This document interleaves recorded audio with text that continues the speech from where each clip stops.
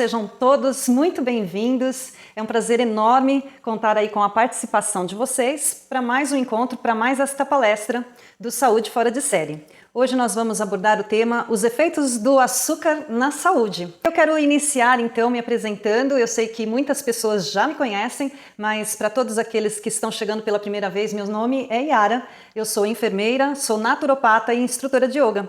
E estou aqui na intenção de transmitir para vocês o máximo de informação para que vocês possam buscar aí mais bem-estar, energia e saúde para a vida de vocês. Vamos começar, entendendo o que é o açúcar. De onde ele vem?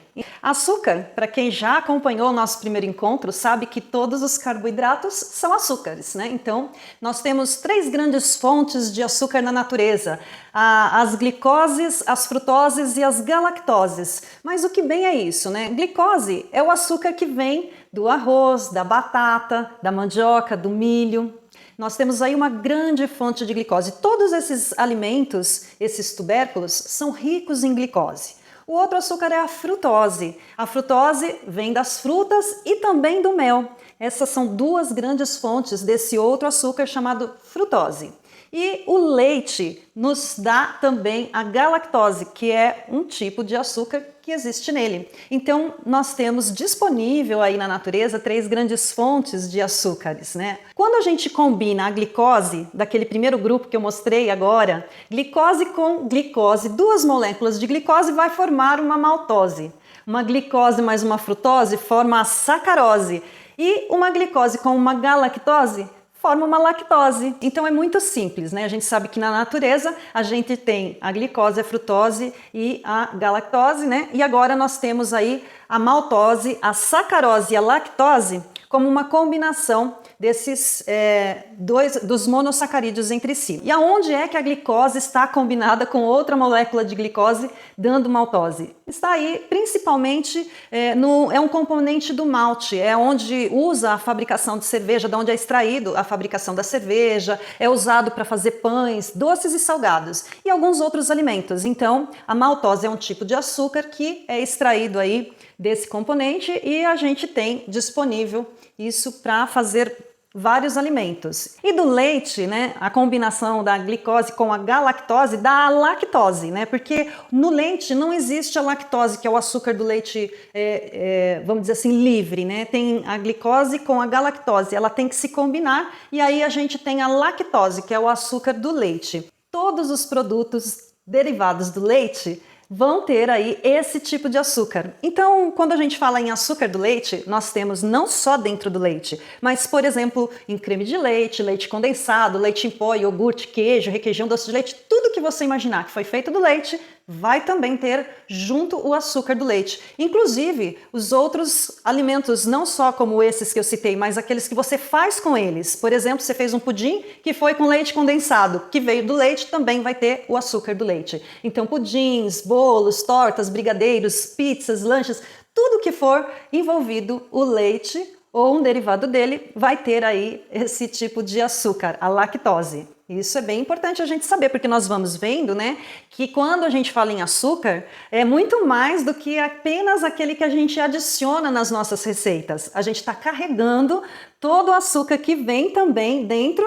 dos alimentos da natureza. Junto vem o açúcar também, Ele também faz parte aí da composição dos nossos alimentos vivos, Agora, você já sabe quais são as fontes naturais que a gente tem de açúcar disponíveis, A natureza é sábia, o carboidrato, o açúcar, ele foi feito para trazer aí bastante energia para o nosso corpo. Nosso corpo precisa dessa energia, mas essa energia já foi disponibilizada nas frutas, nos cereais, nos vegetais, até mesmo no mel, com a frutose e no leite com a galactose. A natureza provém toda a energia necessária para a manutenção da nossa existência, da nossa vida. Ela é muito sábia, Então vamos lá, agora nós vamos falar sobre a sacarose, aquele açúcar branquinho que tem aí no seu açucareiro, aí na sua mesa. De onde é que ele vem? Como nós vimos lá atrás, ele é a combinação de uma glicose com uma frutose. E a sacarose, ela tem disponível na cana-de-açúcar e também na beterraba. O Brasil é um grande produtor de cana-de-açúcar.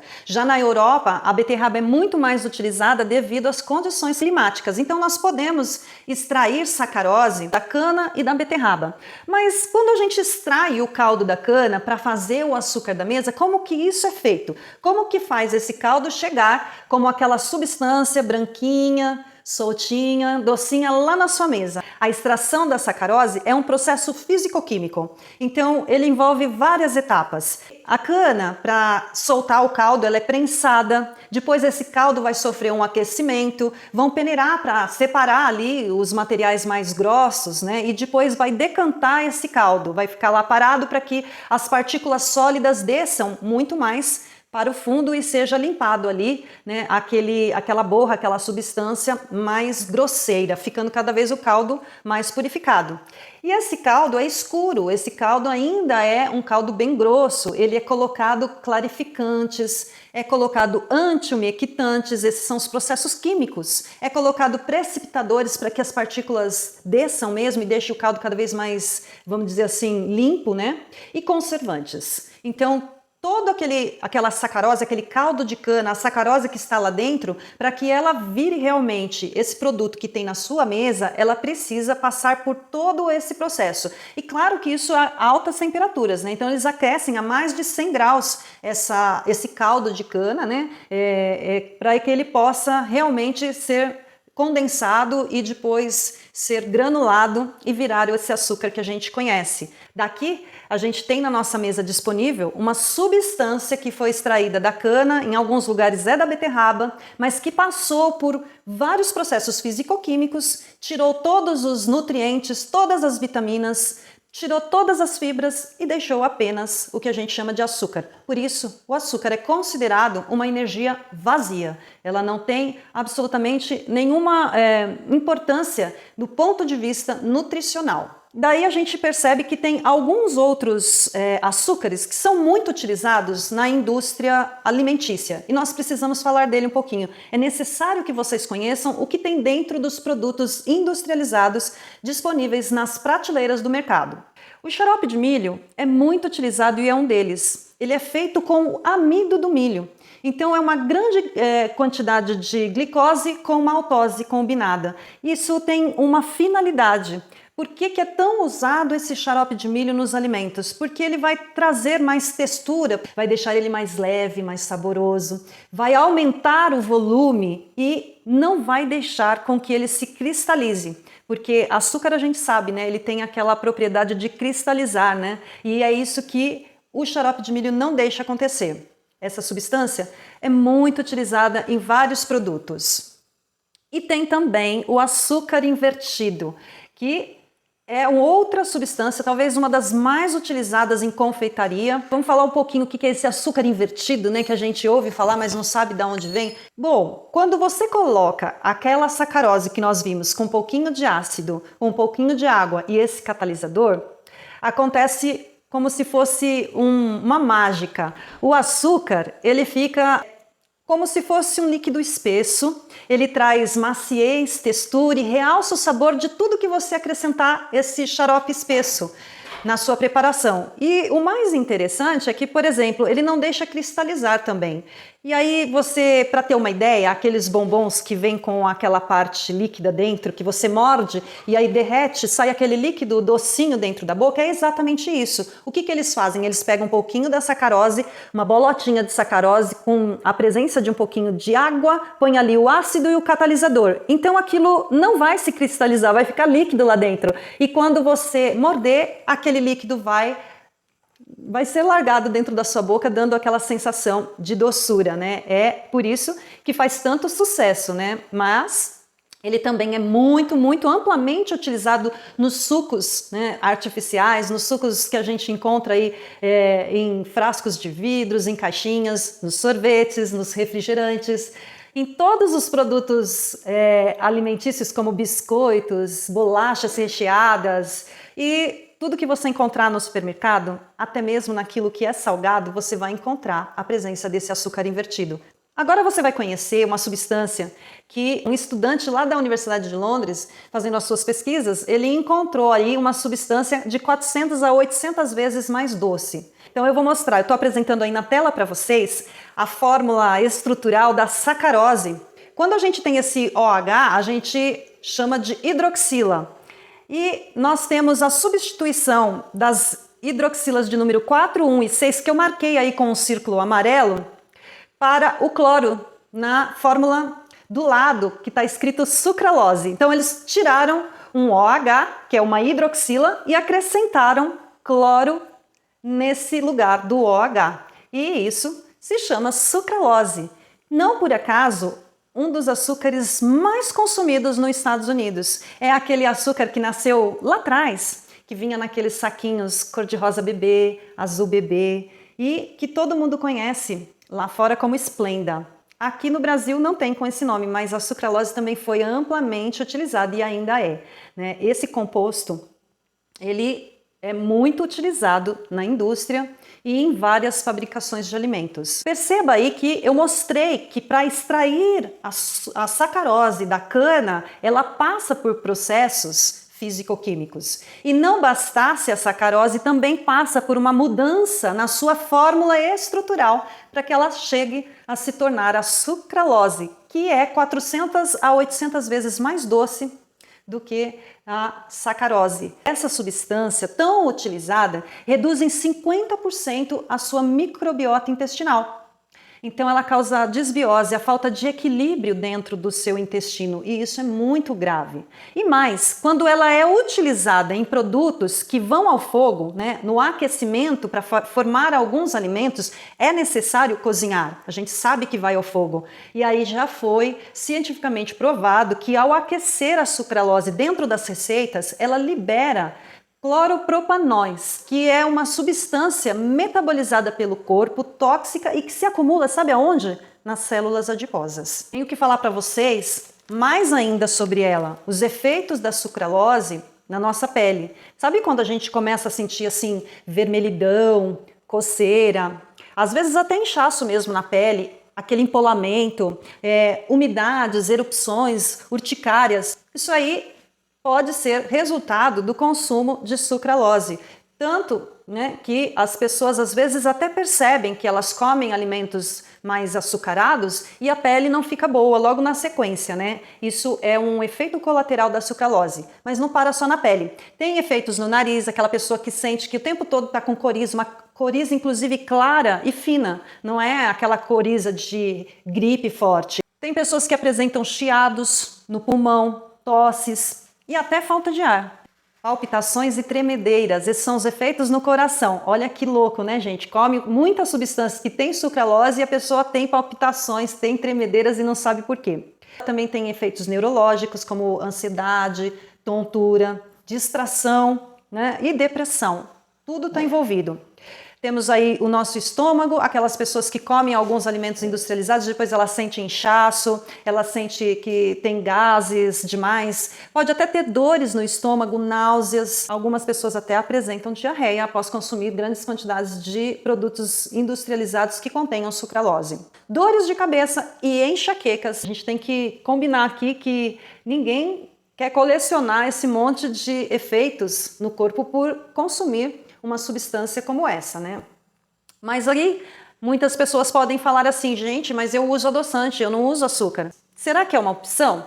Será que eu tenho aí uma segurança ao substituir o açúcar da minha mesa pelo adoçante? E mais, consumir os produtos industrializados com a opção diet? Será que você acha que isso é uma opção? Eu vou falar um pouquinho dos principais adoçantes utilizados não só aqui no Brasil, mas no mundo, em alguns lugares nem tanto, como vocês vão ver agora, e os seus efeitos. A história do adoçante é um acidente, de quase todos eles, por incrível que pareça. Eu vou falar sobre a sacarina. Os mais conhecidos, todos vocês vão conhecer os adoçantes que eu vou falar aqui. A sacarina é uma substância que adoça 300 vezes mais do que o açúcar comum.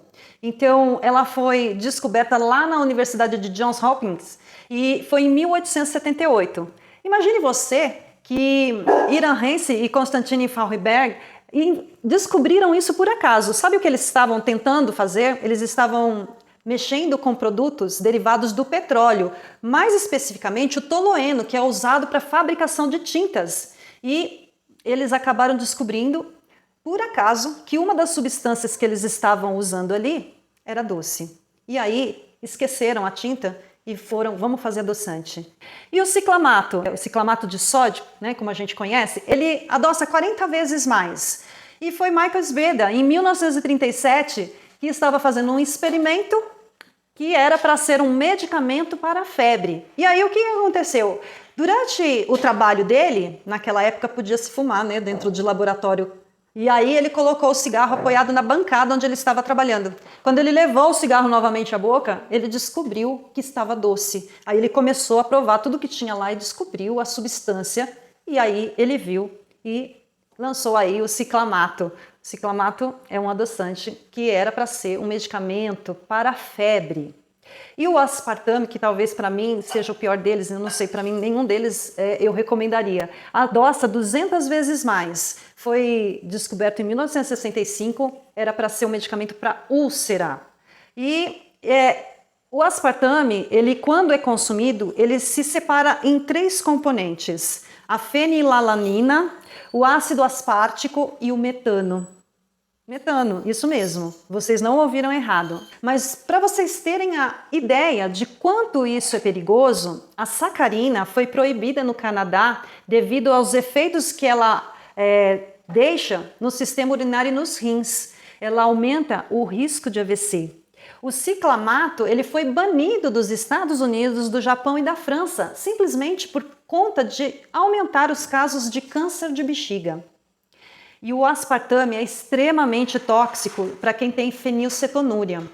Ele causa náuseas, cefaleia, déficit de atenção e ainda compromete o aprendizado. Sabe quando a criança experimenta aquele alimento diet dos pais que ficou ali na geladeira ou em cima da mesa e depois, no dia seguinte, ninguém segura essa criança na escola, ela não consegue fazer nada, ela fica completamente perturbada, vem reclamação? Pode ser efeito desse aspartame se o alimento diet continha ele. Existe isso também, né? Olha só que gravidade esses alimentos diets. E como eu disse, o aspartame ele é utilizado em larga escala como substituto do açúcar em refrigerantes diets. Mas ele produz o metanol, né? Então ele é tóxico ao fígado. Na primeira palestra sobre carboidratos eu expliquei que o nosso fígado ele metaboliza 2 substâncias, a frutose e o metanol. E aí, quando a gente consome aspartame, esse metanol, que é um produto da metabolização, vai ser levado todo para o nosso fígado. Então, imagina você a sobrecarga, né? Ele é associado a não mais, não menos do que 92 tipos de efeitos colaterais no nosso organismo. Por exemplo, cânceres, tumores cerebrais, diabetes, distúrbios emocionais, epilepsias e convulsões. E isso é um adoçante amplamente utilizado, substituto do açúcar que vai nos refrigerantes e aí é vendido como diet. A opção saudável, a opção para você ter mais saúde. Mas e como é o consumo do açúcar no Brasil? Quanto que nós estamos consumindo? Será que você está aí se perguntando, mas eu não consumo tanto açúcar assim, eu uso só um pouquinho. Será que a gente consome o tanto que a gente acha? Vamos ver agora. O brasileiro, isso é estatística, isso é dados compilados. O brasileiro consome 80 gramas de açúcar por dia. Mas 80 gramas de açúcar nem parece tanta coisa, né? Afinal de contas, se eu comprar lá no açougue 100 gramas de carne, não dá para fazer nada. Não dá para fazer nenhuma refeição. Mas será que 80 gramas de açúcar por dia é tão pouco assim? Então eu vou dizer para você, se o brasileiro consome 80 gramas de açúcar por dia, ele está consumindo 18 colheres de chá por dia de açúcar. É tudo isso que você está vendo aí na tela. Pode não parecer, né? Mas é muita coisa. No ano, ele vai consumir 6 sacos de 5 quilos. Ou seja, ele vai consumir 30 quilos de açúcar. Imagina você, coloca ali 6 sacos de 5 quilos e cada pessoa da família consome 6 sacos. Essa é a quantidade que levantaram de consumo de açúcar do brasileiro. E tem mais, esse levantamento normalmente é feito uma média de consumo de açúcar dos brasileiros. Pessoas assim, por exemplo, eu não estou consumindo açúcar. Muitas pessoas como eu não estão consumindo açúcar. Então, a gente pensa assim, alguém está consumindo açúcar 2 vezes mais que isso, porque entra na minha contagem, entra na contagem do outro que não consome também o açúcar. Então, essa é a média, mas muitas pessoas estão consumindo muito mais que isso. A Organização Mundial de Saúde, ela recomenda que a quantidade diária não passe de 50 gramas. 50 gramas de açúcar ao dia. O brasileiro está com 80, nós acabamos de ver.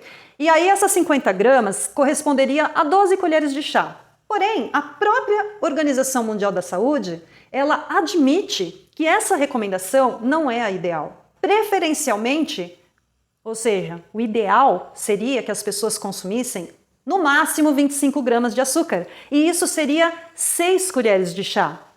Né? Então ela deixa a recomendação diária como 50 gramas e 12 colheres de açúcar. Não se sabe por quê que ela não elimina logo essa recomendação, né? Será que tem algum interesse aí por trás dela ainda manter essa recomendação, sendo que ela própria reconhece e admite que o ideal é 25 gramas e 6 colheres de chá? O que será que faz com que essa recomendação de 50 gramas ao dia e 12 colheres continue se sustentando? Os índices de obesidade, diabetes, síndrome metabólicas não podem justificar manter essa recomendação de 50 gramas ao dia e 12 colheres de chá. Não pode ser isso.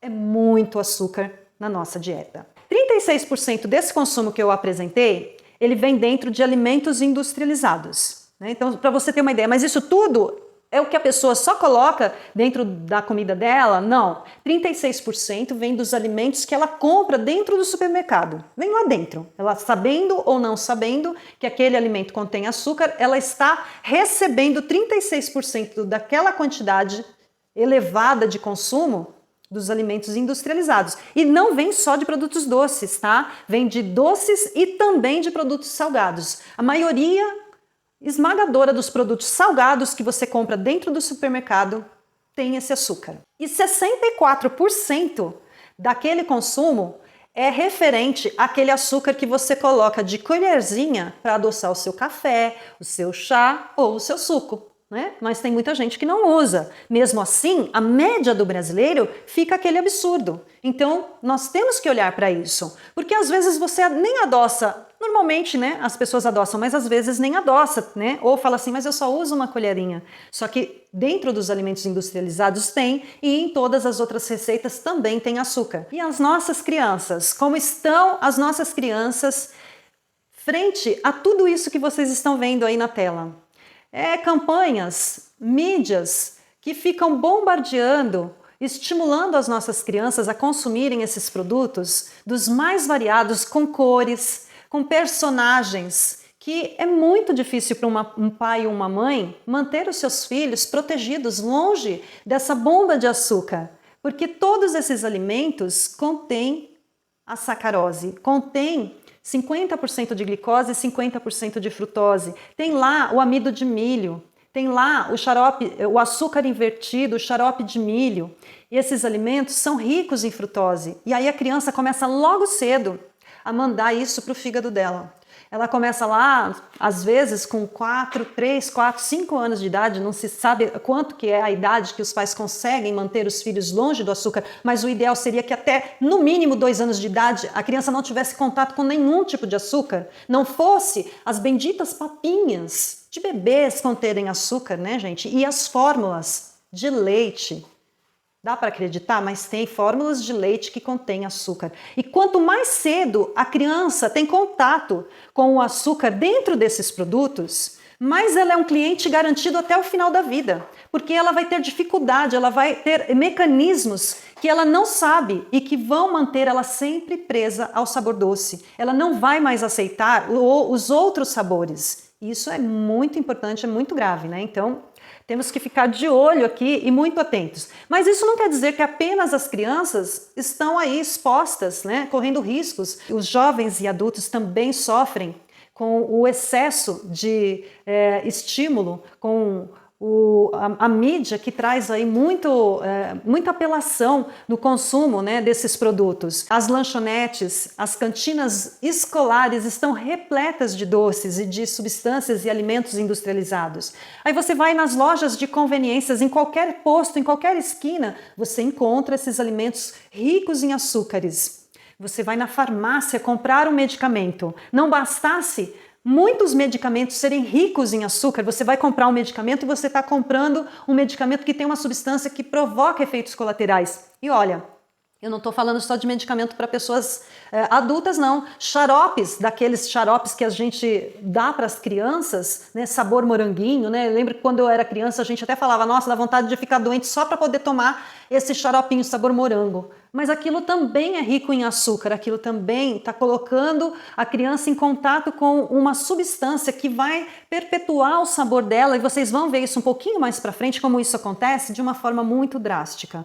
Então, nas farmácias, vocês podem fazer a experiência. Vai lá, que se você não encontrar lá um docinho no caixa ou numa prateleira lá específica para esses produtos, é muito incomum. Todas elas hoje em dia também vendem o doce, vendem o medicamento e vendem o doce. Nos ônibus, no metrô, no farol, o que a gente vê? Venda de doce. Né? Por que será que isso sai tanto? Por que será que as pessoas compram tanto? Porque se está vendendo até em ônibus, metrô, farol, em farmácia, em posto de gasolina, é porque tem saída, né? Ninguém ia montar uma coisa e vender um produto que ninguém quer, né? Mas não é possível. Talvez você esteja aí pensando, não é possível, eu não posso comer todo esse açúcar que você está dizendo. será que eu como? Eu trouxe aqui, só para você ter uma ideia, a quantidade de açúcar que nós temos em alguns produtos. Por exemplo, uma latinha de 350 ml daquele refrigerante de cola tão conhecido que você está vendo aí. Essa latinha inocente, né, de refrigerante tem 30,3 gramas de açúcar. Se nós formos considerar o ideal, que a Organização Mundial de Saúde diz que é o ideal, que é 25 gramas ao dia, uma única lata de refrigerante já é suficiente para você extrapolar a quantidade diária. Um suco daqueles, né, que vende lá, um copo de 200 ml, porque eu não sei quanto que tem, né? Cada suco tem uma quantidade diferente, mas vamos pegar aqui um copo de suco. Tem 22 gramas de açúcar, você já está limítrofe ali para explodir a quantidade diária. Um único copo de 200 ml. Sabe aquele leitinho com chocolate, o achocolatado que a gente sempre vê aí? O achocolatado que você coloca no leite, 2 colheres, equivale nada mais que 10,9 gramas de açúcar dentro do achocolatado. Sabe o leite condensado, aquele usado para fazer o brigadeiro, os bolos, aquelas receitas? Apenas 2 colheres de sopa equivale a 8,1 gramas de açúcar. Eu estou falando de 2 colheres. Eu tenho certeza que você já pensou, mas eu uso a lata inteira. Pois é. Vai contando quantas colheres tem numa lata e faz a conta para você ver quanto está sendo adicionado de açúcar nas suas receitas. E aquele biscoito recheado que vem um pacote inteiro, se você comer apenas 3 unidades, um detalhe, esse é o sabor chocolate, tá? 3 unidades tem 7,3 gramas. Faz a conta no pacote todo, né? Vê quanto que tem. E aquela bola de sorvete de chocolate, uma única bola tem 9,4 gramas. Mas aqui eu tenho que lembrar, ninguém vai lá chupar uma bola de sorvete de chocolate. Normalmente é 2, se não for 3, faz aquela pilha, né, gente? Então nós temos que multiplicar aí de acordo com a quantidade. É fácil ou não é, num único dia, você extrapolar? Porque você só tomou uma lata de refrigerante na hora do almoço. Mas e o café que você adoçou? E o chá que você adoçou? E aquele pedaço de bolo que foi feito com uma lata de leite condensado? Vai pensando em tudo isso. E se você comeu ainda mais um produto, né, um alimento industrializado daqueles altamente rico em frutose ou em açúcar invertido, xarope de milho e muitos outros tipos de açúcar. Será que não dá para a gente extrapolar facinho e ainda chegar à noite e falar assim, Eu não como tanto açúcar, eu só tomei uma lata de refrigerante na hora do almoço e um copo de leite à noite. um leite com achocolatado? É muito importante a gente pensar sobre tudo isso, né? Então, a gente vai vendo como a gente está exposto e como é muito fácil, dentro desse estilo de alimentação, a gente ir lá nas alturas, né? Não parece, mas vai. E agora eu vou contar para você o que acontece no seu corpo quando você toma apenas uma lata de refrigerante, aquele refrigerante de cola. Quando você toma uma lata daquele refrigerante, em 10 minutos você já absorveu 100% do seu consumo diário de açúcar. E o motivo pela qual você não vomita imediatamente após tomar um refrigerante desse, devido ao alto índice de doçura, é porque existe uma substância lá dentro chamada ácido fosfórico, que é colocada para você não vomitar. Se você não tiver esse ácido fosfórico dentro desse refrigerante, você ingere e você vomita, porque a doçura faz isso. É muito complicado, não é mesmo, gente? Em 20 minutos após a ingestão desse refrigerante, o aumento da glicose e da insulina no seu sangue vai lá nas alturas e o seu fígado começa a produzir gordura em excesso. Em 40 minutos, acontece a absorção da cafeína. E as suas pupilas, a cafeína estimula o sistema nervoso central. É um excelente estimulante do sistema nervoso central. E aí a pessoa fica com a pupila dilatada e a pressão arterial aumenta. Apenas em 40 minutos após. Às vezes ela nem associa com aquele refrigerante que ela tomou há 40 minutos atrás. Né? Afinal de contas, já passou 40 minutos, já fiz tanta coisa, não pode ser que minha pressão está alta por causa daquele refrigerante. Mas ela faz isso. E em 45 minutos, o seu cérebro ele vai liberar e vai ser estimulado numa área que a gente chama de área do prazer. E aí ele vai começar a soltar dopamina. E isso nós vamos ver um pouquinho mais para frente, como é que isso acontece. Eu vou explicar direitinho. Então, veja bem, né? Eu vou até voltar aqui. Será que essa moça da fotografia, ela ficou tão bem quanto ela acha que ficou nesse dia de sol, né, nesse lugar tão bonito, tomando esse refrigerante? Será que ela tinha consciência do que ela estava fazendo com o corpo dela ao consumir esse refrigerante? Uma lata de refrigerante ao dia, não precisa ser desse. Aumenta em 85% o risco de desenvolver diabetes mellitus tipo 2. Basta tomar uma lata de refrigerante ao dia. E olha, não é incomum. Se você pensa assim, mas eu não tomo, eu digo para vocês, muitas pessoas têm o hábito de tomar um refrigerante ao dia. E ela está aumentando em 85% o risco de desenvolver diabetes mellitus tipo 2. Aumenta também o risco de câncer e causa danos ao DNA. Gente, imagina, o refrigerante tem conservante e o conservante que tem no refrigerante é benzoato de sódio, que pode levar a cirrose e até a desenvolver Parkinson. Isso é muito sério. As pessoas têm que ser esclarecidas sobre os riscos que as substâncias que estão dentro dos alimentos oferecidos nas prateleiras dos mercados e, enfim, em todos os outros lugares apresentam.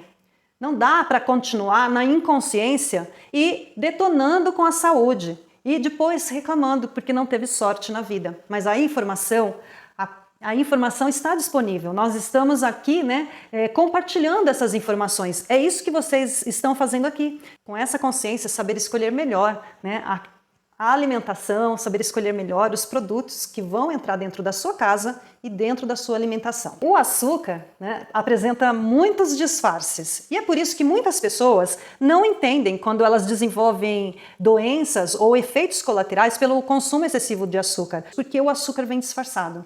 E isso é uma coisa assim, vamos dizer a verdade, é uma grande sacanagem, né? Porque como que pode as pessoas, elas não têm obrigação, né, de saber ali os nomes científicos das coisas ou os vários tipos de nomes que uma única coisa tem, né? Açúcar. Né? Então ela acha que tem que estar escrito açúcar e na maioria das vezes não está. E eu vou mostrar apenas alguns nomes. Porque não daria para eu mostrar todos os nomes do açúcar aqui agora, porque tem mais de 50 tipos de nomes diferentes. Mas vamos lá, açúcar, se vier escrito lá no pacotinho, você vai ler lá se tem açúcar, todo mundo vai identificar se tiver escrito açúcar, né? Mas se tiver escrito xarope, se tiver escrito néctar, melaço, concentrado de caramelo, goma xantana. Agora me diz, será que todo mundo sabe o que é goma xantana? É açúcar. Dextrose, frutose, galactose, vocês já viram aqui comigo, são fontes de açúcares. Glucose, maltose, ribose, sacarose, todas as oses são açúcares. Dextrina, começa agora a ficar complicado, olha, dexatrandiatase, gente, que nome é esse? Coloca lá no pacotinho e a pessoa olha e fala, isso eu não sei o que é, e compra, é açúcar. Isso é grave, né? E aí, malte de cevada, como que pode colocar malte de cevada? Né? Muitas pessoas aqui no Brasil não têm conhecimento para saber todos esses nomes. Rapadura, muita gente conhece, né? E treacle? Você acha que treacle é um nome que as pessoas iam identificar como açúcar? Acho que não, né? E cristais da Flórida? Bonito, né? Eu vou comprar isso aqui, cristais da Flórida, né? Legal, né? Gente, é açúcar. E como esses, né, tem muitos outros nomes. Agave. Agave é um açúcar péssimo também. E vai escrito lá, não posso pôr açúcar. Gente, se eu pôr isso aqui, as pessoas não vão comprar. É muito açúcar. Põe agave. né? Então passa, as pessoas não conseguem diferenciar. Isso são disfarces e quando a gente viu, a gente já comprou e já consumiu muito mais açúcar do que a gente imagina. Fora isso, a gente tem que lembrar, né, do que nós já vimos no primeiro encontro, que normalmente esses açúcares dentro dos produtos industrializados vêm combinado com gordura, com muita gordura, com muito sal, né? E normalmente a gordura é a gordura trans, que não é a gordura boa. Ele é baixíssimo em vitaminas, em proteínas e sais minerais, ou seja, não tem valor nutritivo, não acrescenta nada. As pessoas, elas se alimentam, continuam com fome, desnutridas, só engordam, ficam cansadas, fadigadas, desanimadas, sem energia e não sabe por quê. Nem se alimentando elas estão, porque esses alimentos, eles não têm valor nutricional importante. Primeiro vocês têm que entender que essa substância, né, acrescida dentro dos produtos industrializados, essa grande oferta, esse grande estímulo, esse aumento desenfreado de produtos industrializados na nossa alimentação, né, porque a nossa alimentação mudou muito nos últimos 10 anos e mudou para pior, né, no sentido de nutricional, porque as pessoas hoje pode comprar mais alimentos, mas a qualidade desses alimentos está comprometida. Fez com que o Brasil, nos últimos 10 anos, de 2009 para 2019, passasse de um país considerado desnutrido para um país considerado obeso. Então, nós temos que pontuar que em 2009 o nosso país era considerado desnutrido por falta, né, de ingesta alimentar adequada, e isso vinha acompanhado de perda muscular e anemia. Isso é desnutrição. E hoje nós temos um quadro onde o Brasil é um país de pessoas obesas, mais de 50% da população é obesa. A obesidade, ela desencadeou um novo quadro na saúde pública brasileira, que não é só do Brasil, tá? Eu tô falando do Brasil especificamente, mas isso é mundial. Isso nós vimos também no nosso primeiro encontro. Desencadeia doenças cardiovasculares, hipertensão arterial, diabetes mellitus tipo 2, trombose e o colesterol alto. Isso faz parte de um quadro de um país onde as pessoas são obesas. E isso são dados, né, tirado aí da revista Lancet, que é uma revista conceituada na área de saúde. As pessoas estão comendo mais, as pessoas têm mais acesso à alimentação, porém elas estão muito doentes, elas estão doentes mais cedo. Acontece que a diabetes mellitus tipo 2, ela era considerada uma doença do adulto maduro. Quando chegava a partir dos 50 anos, a tendência de desenvolver diabetes mellitus tipo 2. E é isso que os médicos sabem lidar. Eles sabem lidar com aquela diabetes que aparece no adulto maduro, lá depois dos 50, que vem com a idade e que ele conhecia. Mas ele praticamente não se sabe, as pessoas, a saúde não sabe muito bem como lidar com as crianças que estão apresentando casos de diabetes mellitus tipo 2 com 10, 11, 12, 13 anos.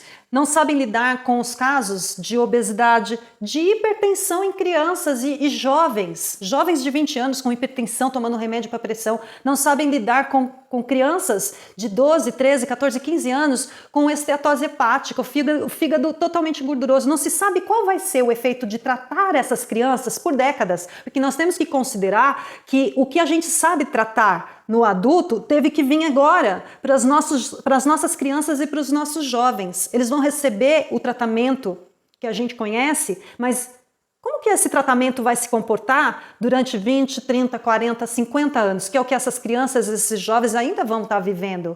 Porque antes, né, depois dos 50, a gente tinha uma expectativa aí, né, de tratar por 10, 15, 20 anos, né, até um pouquinho mais para aqueles mais sortudos. Mas hoje a gente tem que começar isso lá na infância, na adolescência, o adulto jovem. E como é que isso vai repercutir? Ainda não se sabe.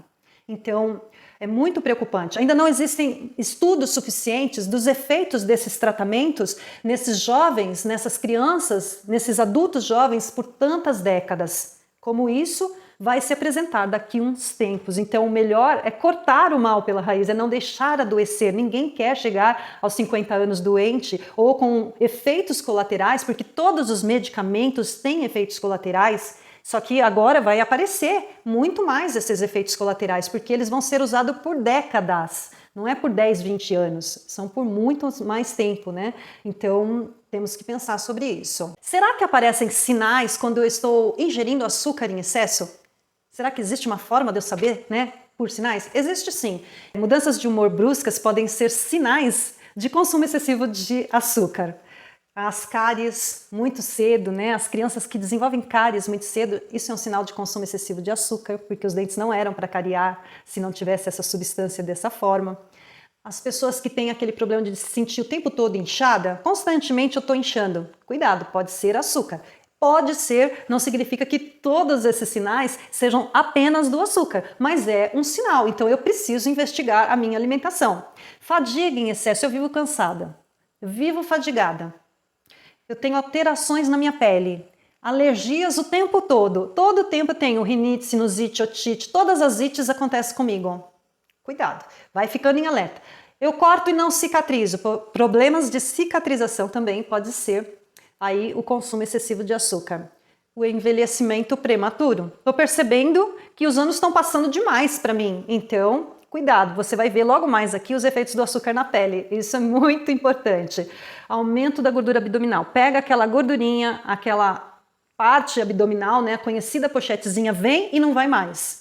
Observa a sua alimentação. Talvez esteja aí a chave para tudo que está acontecendo. E nós temos também relatados que as pessoas que sofrem do transtorno de déficit de atenção e hiperatividade, inclusive as crianças, pioram muito com o consumo de açúcar. É muito controverso porque não existem artigos científicos suficientes para dizer é o açúcar, mas existem evidências suficientes para que as próprias pessoas que tratam os pacientes com transtorno de déficit de atenção e hiperatividade recomendem a diminuição máxima do açúcar na dieta dessas crianças. E as mães relatam, foi na festinha, comeu doce, a semana vai ser terrível. Então, são evidências, a gente precisa levar em consideração a experiência empírica também. E agora nós vamos falar só um pouquinho das doenças que estão associadas ao consumo excessivo de açúcar. Quase nada.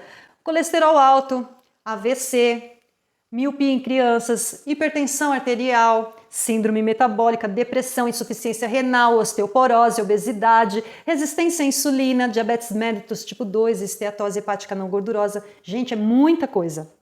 Muitas doenças associadas ao consumo excessivo de açúcar.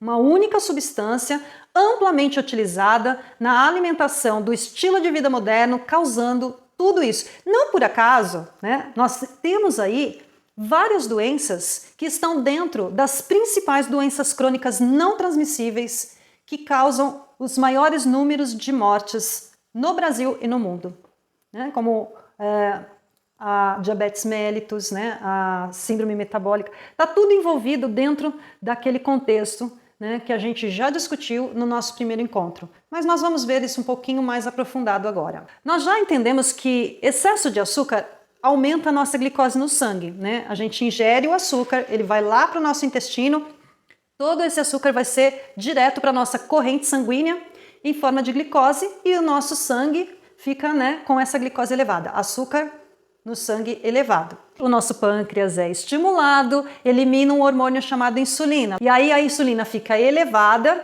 e aí nós temos duas ramificações. Quando a insulina está elevada, indo aqui para o nosso lado esquerdo, nós temos a resistência à insulina. A insulina fica elevada por muito tempo na corrente sanguínea, porque é muito açúcar entrando. A gente observa a formação de resistência à insulina. A célula fica resistente à insulina. Com o tempo, desenvolve a diabetes mellitus tipo 2. É uma cascata. Começa com o açúcar, começa com o excesso, a glicose fica alta por muito tempo, a insulina fica alta por muito tempo, cria-se uma resistência à insulina e vira diabetes. Por outro lado, enquanto essa insulina está elevada no sangue, ela também está atuando sobre os lipídios. E isso vai fazer com que os lipídios sejam acumulados na região abdominal. Vai causar mais obesidade.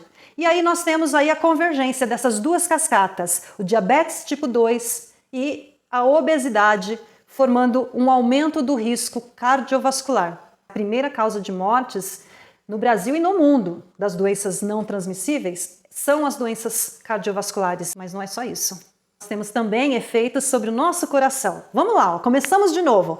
Açúcar em excesso, glicose alta no sangue. Glicose alta no sangue estimula o nosso pâncreas. E aí ele elimina o quê? A insulina. Muito bem, vocês já estão todos escolados. A insulina fica alta. O que acontece mais quando essa insulina fica alta? Aqui, ó, para o lado esquerdo, nós temos aí o aumento da inflamação dos vasos e das artérias.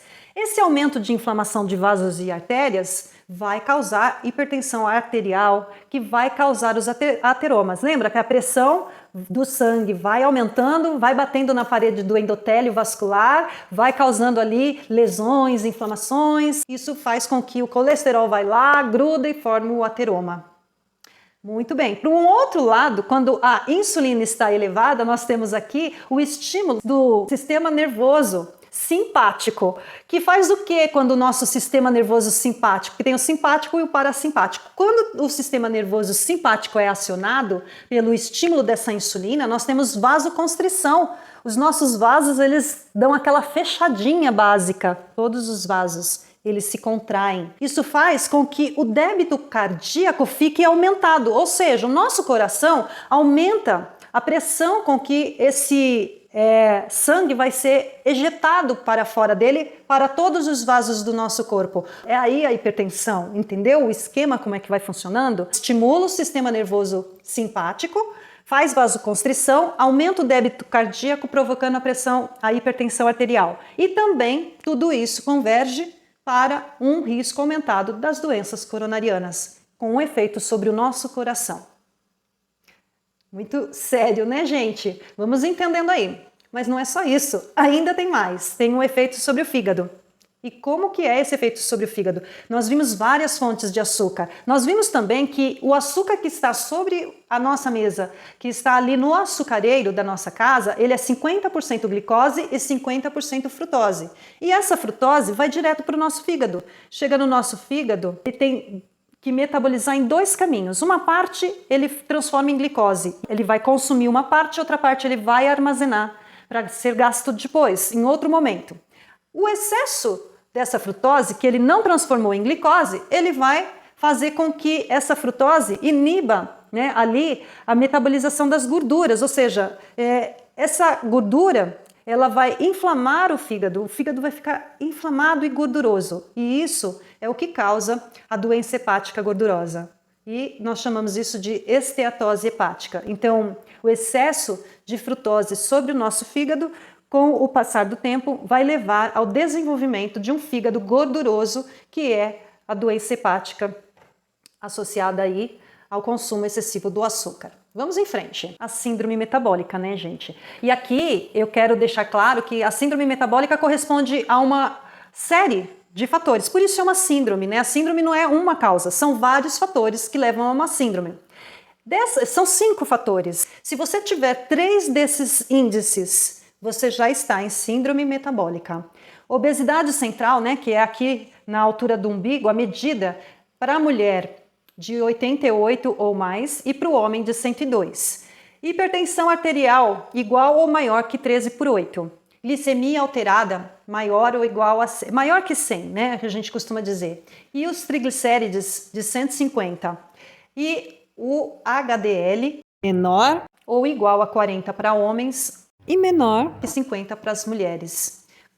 3 desses 5 índices, a pessoa já é considerada em síndrome metabólica. São 3 fatores, apenas já formam um quadro de síndrome. Vamos ver agora os efeitos sobre os rins. O açúcar também tem efeitos sobre os rins, até porque, né, quando a gente tem excesso de açúcar no sangue, de forma persistente e continuada, desenvolve a diabetes mellitus. E pessoas que têm diabetes mellitus têm um risco aumentado para ter as nefropatias, né? Então, nós temos que entender esse processo.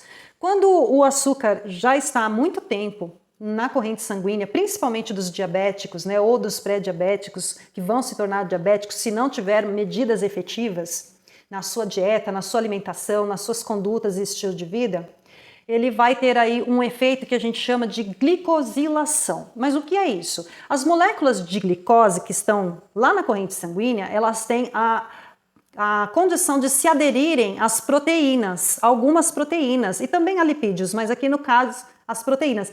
Elas formam uma macromolécula, então é uma glicose aderida a uma proteína, fica grande, e quando ela passa pelo rim, porque o rim filtra todo o nosso sangue do corpo, elas lesionam os vasos, porque os néfrons, né, que são as unidades de filtração dos nossos rins, são muito delicados, eles são muito sensíveis, e aí ela vai causar uma lesão. Acontece também que essa glicose ali elevada, esse processo de glicosilação faz com que cresçam células, né? E os rins vão ficando espessados, eles vão ficando grandes. Os rins tendem a ficar aumentados. Quando a gente está nesse processo, onde a gente percebe no paciente um aumento do espessamento dos rins, nós temos aí uma primeira etapa de alerta, né? Caminhando para uma nefropatia. Mas quando isso continua, acontece que os rins tentam, vamos dizer assim, ele tenta compensar, né, essa dificuldade, e aí ele vai aumentar a taxa de filtração do sangue, ele vai tentar fazer isso, nossa, ele vai começar a identificar, preciso filtrar mais, né, tem muitas coisas aqui que eu preciso filtrar, e aí ele começa a aumentar a taxa de filtração. Normalmente nesse ponto os pacientes fazem um exame que chama clearance de creatinina, né, e aí se percebe que a taxa de filtração desse rim está acelerado, isso é um alerta. E quando essa taxa de filtração fica acelerada e esse quadro se instala, logo em seguida acontece o contrário. De tanto trabalhar, essa taxa de filtração dos rins começa a falhar. O rim não dá conta. Ele fala, nossa, estou trabalhando demais. Então ele filtra, falha, filtra, falha, filtra, falha. E a taxa de filtração então começa a cair. Começa a ter um outro efeito. E aí, quando isso acontece, a taxa de filtração começa a cair, não começa a filtrar direito, a pressão aumenta. Então, se nós temos aí uma taxa de filtração diminuída e uma pressão elevada, nós temos uma segunda fase. Nós estamos caminhando para uma nefropatia e aí já está num grau 2. E depois, a gente consegue observar com o tempo a presença de albumina na urina. Faz aquela urina de 24 horas e aí mede, né, a albumina na urina e percebe-se ali que ele tem um índice maior e superior que 200 miligramas a 300 miligramas por minuto. Por isso que tem que marcar o horário, né? A gente tem que fazer certinho em 24 horas, a urina tem todo um processo de fazer para que se perceba essa albumina, quanto que está elevada na urina. Se tiver acima desses valores, é o grau 3. E aí o paciente já está em um processo bem avançado de nefropatia, né? Uma doença dos rins. E aí muitas vezes o paciente com diabetes, né, já está ali precisando até de hemodiálise. Olha que sério, né? E tudo isso pode ter começado lá atrás, gente, com excesso de açúcar, com aquele índice de pré-diabetes que depois se manteve e logo começou com... já se tornou a diabetes e depois caminhou para um processo desenfreado. Porque muitas vezes o paciente continua com a medicação, né? Vai lá, toma a metformina, toma lá a glibenclamida, faz a insulina, mas não observou a dieta. Não se viu profundamente como está a alimentação desse paciente. E ele está caminhando nessa direção. Isso é muito grave, né?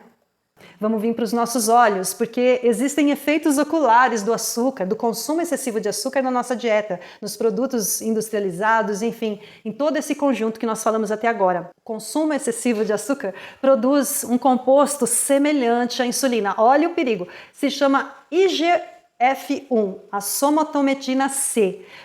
É um fator de crescimento, esse somatomedina C. E ela é importante principalmente nas crianças em desenvolvimento. Sabe por quê, gente? Porque as crianças estão em desenvolvimento e o globo ocular também. E se acontece a apresentação de açúcar para as crianças em fase inadequada, esse composto produzido, o IGF-1, que é semelhante à insulina, faz com que o globo ocular cresça. Ele fica longo e isso é uma característica da miopia. Então temos aí o desenvolvimento de miopia nas crianças porque na fase de crescimento, o consumo excessivo de açúcar disparou a produção desse composto semelhante à insulina, que é o IGF-1, e ela teve aí a interferência no tamanho do globo ocular. Ele fica longo, né? Então o feixe de luz ali, ele causa aí esse distúrbio, provocando a miopia. Tá bom? Viu como é importante as crianças não terem aí contato com o açúcar nas primeiras idades, na tenra idade? Muito sério, né? E na pele, né, gente? Muitas pessoas falam assim, minha pele tá ruim, né? Então eu tava lá tomando refrigerante, tava lá comendo aquele salgadinho, porque no salgado também tem doce. Quando a gente consome esses produtos, esse açúcar elevado no sangue, ele tem um efeito que a gente chama de glicólise. A glicose se liga e danifica o colágeno. O colágeno está lá, né? E o colágeno é o que dá elasticidade na nossa pele. O colágeno é a vida, né, da nossa pele, faz com que ela fique jovial, não deixa criar as rugas. Mas aí a glicose, danadinha, vai lá e se liga à molécula de colágeno. Lembra que eu falei que ela pode se ligar a uma proteína ou a um lipídio? Ela se liga ao colágeno. E o colágeno, que era flexível, elástico, dando aquela elasticidade à nossa pele, quando ele sofre esse processo de aderir à glicose, ele fica duro, ele fica inflexível. Sabe como que se chama isso? Rugas. E aí a gente tem o envelhecimento precoce por consumo excessivo de açúcar, né? E fora isso, fora, né, as linhas de expressão, também causa acne e vermelhidão. Então, quer ficar com essa pele bonita dessa moça aí da tela, nós temos que evitar o consumo de açúcar. E os efeitos nos ossos do nosso corpo. Nós temos que lembrar que os nossos ossos, né, tem fósforo também, né? O fósforo, ele integra a estrutura óssea. E quando a gente consome açúcar em excesso, ele vai fazer uma alteração nos níveis de fósforo dos nossos ossos. Então, o que acontece é que a reabsorção de cálcio fica afetada, fica comprometida, e isso contribui para que a gente desenvolva osteoporose. Os nossos ossos vão ficando peneirados, né? Aquele efeito de queijo suíço. Não tem fósforo, não tem reabsorção de cálcio porque ele integra a estrutura óssea. Isso é muito grave. Tem efeitos nas articulações, porque, como eu falei, o excesso de açúcar irrita a parede do nosso intestino. E tem ali uma microbiota, que é nosso segundo cérebro, né? Tem quem fale que é o primeiro cérebro, é o intestino, que a nossa saúde toda advém da microbiota intestinal. E a inflamação, né, que é causada pelo excesso de açúcar no nosso organismo, inclusive a sucralose, nós vimos que altera em 50% a microbiota intestinal, ele faz com que as bactérias boas morram e as bactérias ruins proliferem, né, causando aí uma desbiose. Vai ter também a inflamação da parede intestinal, a permeabilidade intestinal, que é o aumento, né, das fendas que transportam substâncias do nosso intestino para a corrente circulatória.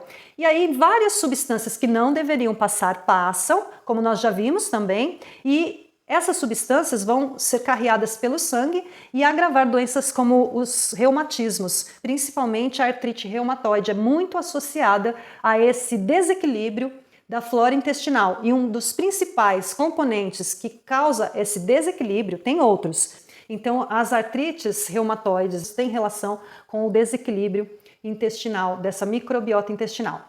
E o nosso sistema imunológico sofre terrivelmente com o consumo excessivo de açúcar, né? Porque essa alteração da microbiota intestinal, que aumenta essas inflamações, fazem com que essas bactérias ruins, que a gente chama, que são as gram-negativas, né? Quando a gente tá lá dentro do hospital, fica se medindo isso, né? Quantas bactérias tem, libere pedacinhos da membrana que revestem essas bactérias, né? Então imagina você esse desenho aí que você está vendo dessa bactéria, né? Essa parede que reveste, solta esses filamentos, esses pedacinhos, e esses pedacinhos que tem aí ao redor dessa parede passa para dentro da nossa circulação. Só que isso é um ET, né? Isso é uma substância que não deveria estar lá, é um invasor, né? Veio de uma bactéria, um pedaço da parede de uma bactéria, e quando isso cai lá na circulação, todo o nosso sistema imunológico é ativado, né? Então, o nosso sistema imunológico fala assim, olha, tem invasor, precisamos atacar. E aí, todo o nosso sistema imunológico fica completamente comprometido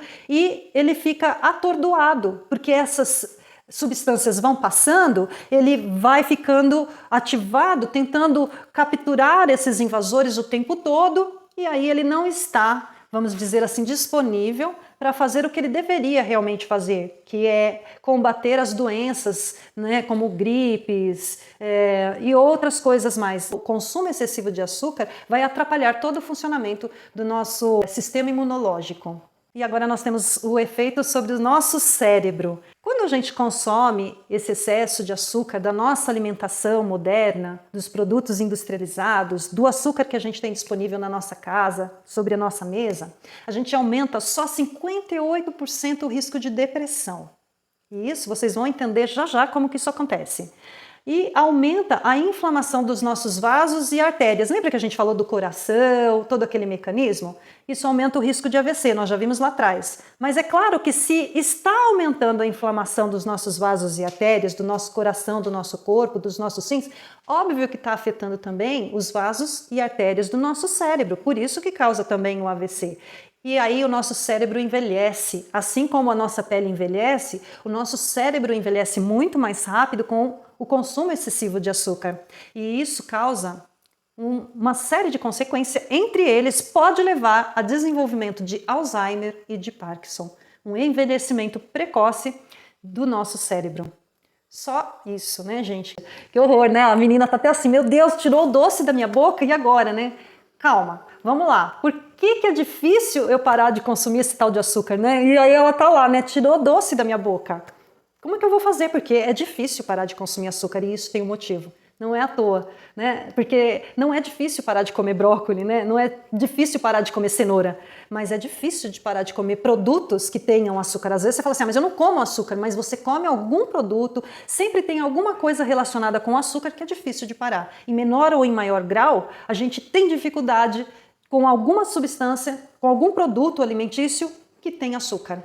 E o açúcar está lá fazendo o papel dele, que é não deixar você parar de comer. Então vamos ver o porquê. Existe aí um motivo. Ele tem um efeito viciante. Como assim efeito viciante? Exatamente.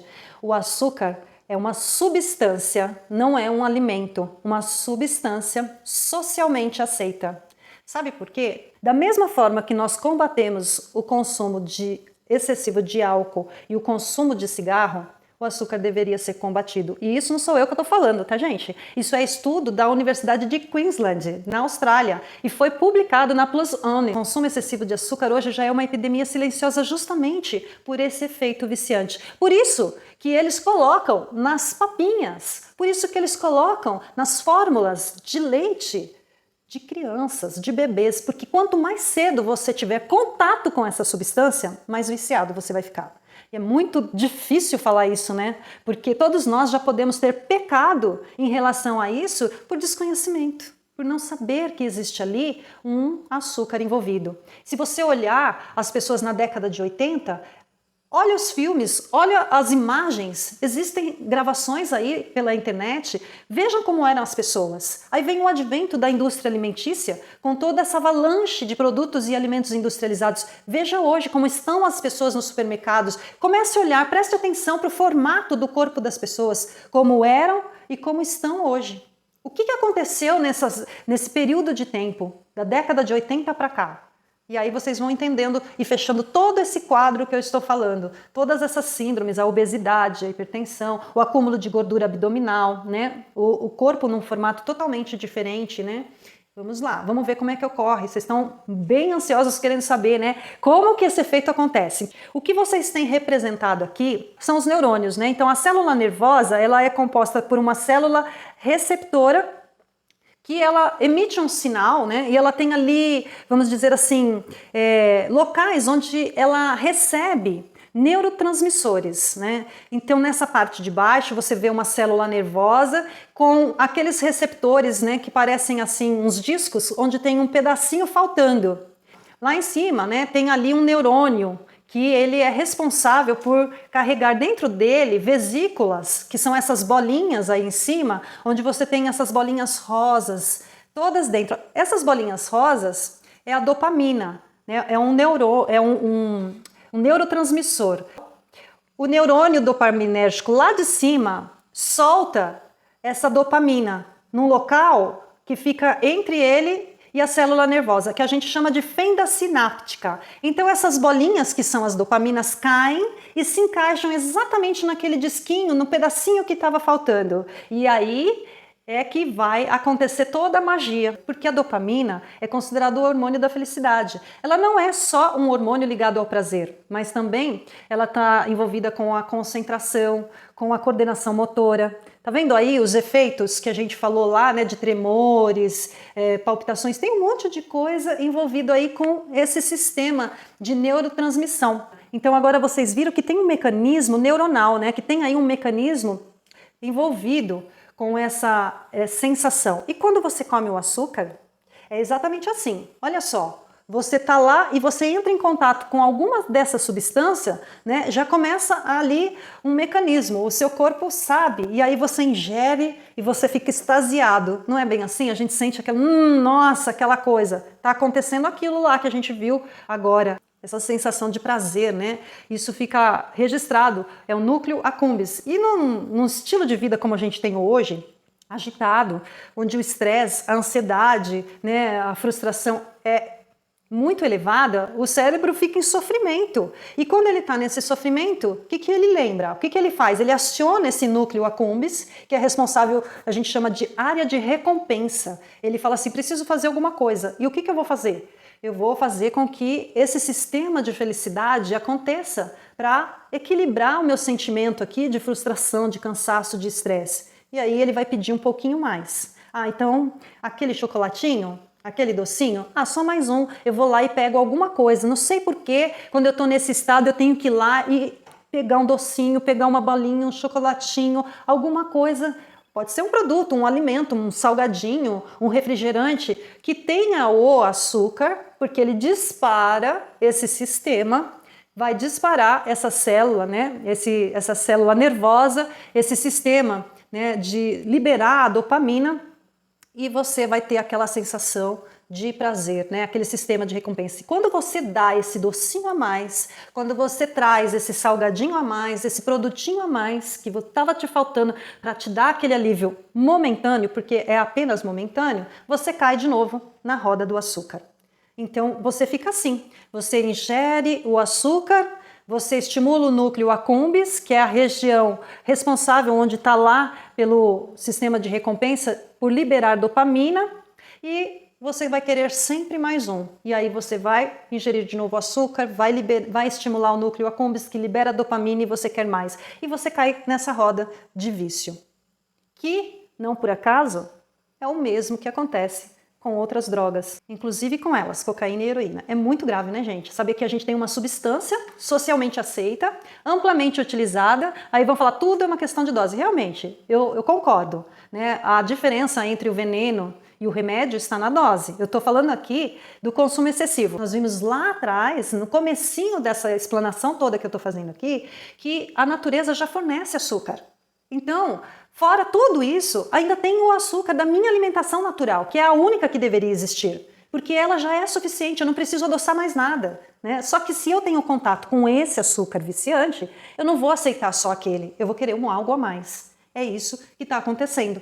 O seu cérebro está sendo estimulado e está estimulando você a esse algo a mais. Por isso que é tão difícil a gente largar o açúcar. Mas com todos esses efeitos que vocês viram até agora, com todas essas implicações nos sistemas e nos órgãos, eu acho que não fica tão difícil ser racional, né? E impor a nossa vontade sobre o nosso desejo. Essa é a medida prática desse nosso encontro. É isso que vai fazer diferença na sua vida. É transformar o seu jeito, a sua postura frente a isso. Porque mudar o mundo é mudar você, a sua atitude. Não adianta ir brigar com os alimentos que estão lá, mas adianta sim ter uma postura frente àqueles alimentos. Como você vai reagir a hora que você passar 1, 2, 3, 4 corredores do supermercado e conseguir olhar para tudo aquilo e falar que eu não posso pegar nada. Tudo isso daqui é muito rico em açúcar, em gordura trans, em farináceos, que contém glúten, que contém coisas que são péssimas para a minha saúde. E ir direto lá para a quitanda, ir lá no varejão, no sacolão, e buscar sua proteína no açougue, Isso é atitude quando você já tem conhecimento suficiente sobre aquilo que faz diferença na sua vida. Então, aí em cima disso que eu acabei de falar, a dica, né, é fuja de refrigerantes, fuja dos farináceos processados, das bebidas adoçadas, de todos os tipos, sucos de caixinha, de todos os tipos, refrigerantes, fast food, cereais matinais, doces empanados, os congelados, né? As barrinhas de cereais, gelatinas com sabor, molhos prontos, aqueles de salada de todos os tipos, fuja dos adoçantes, dos iogurtes. E cuidado com os refrigerantes, com sucos de caixinha, com as barras de cereais. Sabe aquela barrinha de cereal que é tão boa, que é ótima para você? Não é. E ketchup, gente, ketchup é um dos mais ricos, né? Os molhos todos, mas o ketchup é o pior deles. E iogurte saborizado, esses 5 alimentos, eles têm um risco muito grande pelo excesso de açúcar que eles contêm. Eu sei que é difícil, tem todo um sistema, mas eu tenho a minha vontade de ter mais saúde, de chegar lá na frente sem precisar pagar um preço muito caro pelas minhas atitudes alimentares hoje. Então, junte todas essas informações, aplique no seu dia a dia. Você vai encontrar com certeza formas muito melhores de se alimentar, vindo sempre das fontes naturais, né? Sempre as fontes naturais são as melhores e estão disponíveis para nós. Nós temos condições de fazer essa mudança de volta, né, para o passado, que era quando não existia esse excesso de alimentos que só causam doenças na nossa vida. É um processo. Eu não fui assim a minha vida inteira. Eu também tomava café com açúcar. Hoje eu não consigo tomar café com açúcar. Mas hoje eu consigo, como eu disse para vocês na última palestra, tomar um copo de água com limão espremido dentro e dizer assim, nossa, esse limão tá mais doce do que o outro. O verdadeiro doce de uma fruta você só vai sentir a partir do momento que você não tiver mais com o seu paladar contaminado com o açúcar. A gente sabe que vai fazer um bolo, bota açúcar. Vai fazer um bolo, bota doce... como chama? Leite condensado, né? Eu até esqueci o nome porque já faz tanto tempo que eu não vejo.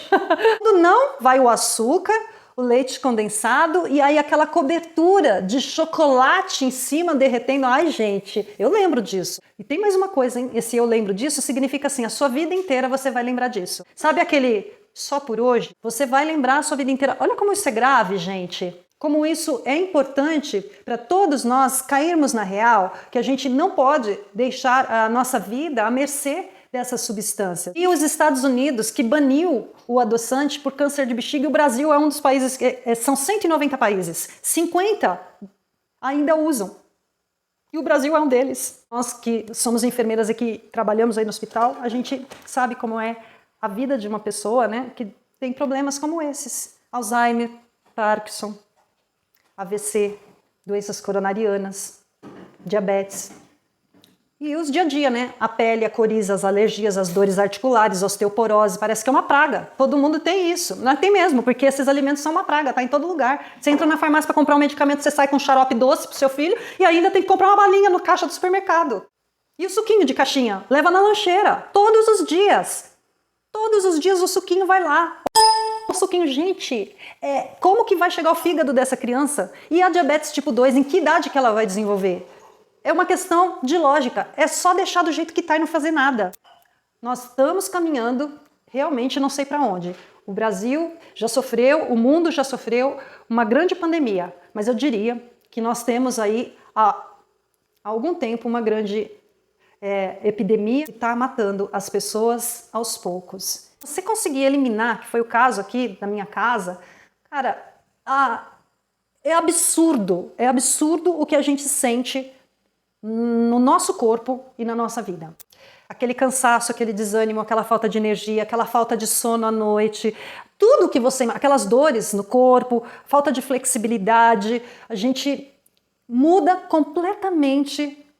Aí a gente olha, a gente fala assim, no começo é difícil, mas depois que você passa um tempo, né, nessa privação, porque você vai resistindo bravamente, e depois de um tempo você vai não mais precisando resistir bravamente, porque você começa a receber os benefícios disso tudo, e aí você sente assim, olha, é muito gostoso, mas eu não quero voltar sem quem eu era antes, eu não quero voltar a ter o que eu tinha antes. E aí isso sobrepõe a sua vontade, você quer continuar sendo o que você é, porque você sente que você vai ficando cada vez melhor. Vai aos poucos, mas vai com fé, gente. Vocês podem conseguir sim muitos avanços e eu espero que daqui aquelas 5 substâncias, né, os sucos de caixinha, os refrigerantes, barrinhas de cereais, os ketchups e os iogurtes já sejam eliminados da vida de vocês. E depois vocês vão tirando os outros, tá bom? Então fiquem com Deus, uma doce semana para todo mundo, né? E que seja recheada de muita saúde. Eu agradeço imensamente a presença de vocês. Até o próximo encontro. Beijo para vocês.